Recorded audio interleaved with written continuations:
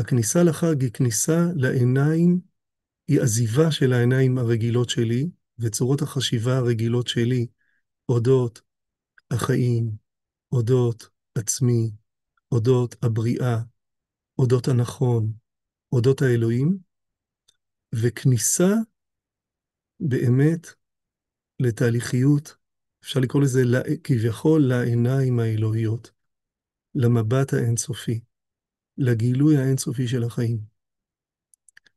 זו פעולה שאדם ביום יום לא עושה אותה. באופן כללי, כשאנחנו קמים בבוקר, יש לי יום לפניי.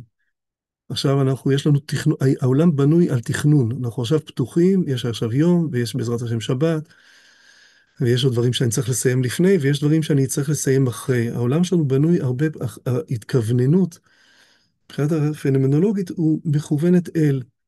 ובעצם, האופן הראשוני שאנחנו רוצים להניח את חגי הראשית, או להעלות את האופציה הזאת של חגי הראשית, שזה החג, זה, הייתי אומר, העזיבה, או הקדשת הזמן, בעצם לא לראות מה העולם שלי ואיך אני רוצה, מה אני עוד רוצה לעשות בעולם, אלא זה קודם כל להגיע לזה שאני בכלל עוד לא נבראתי. אני עדיין נבראינג. אני עדיין, כל החיים האינסופיים כל הזמן מתחדשים. וזה מקומות שהרבה פעמים כדי להיות בהם, זה מבקש ידע. זה מבקש ידע קדוש, או מבקש גם פעולות קדושות.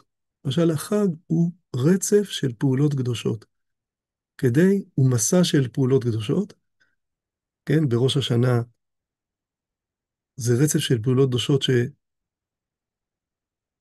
שלוקחים 48 שעות, זה רצף שממש הקדשה של זמן, רצף יקר של זמן, שבו אני מאפשר לעצמי רגע את המעבר לראייה אחרת של החיים.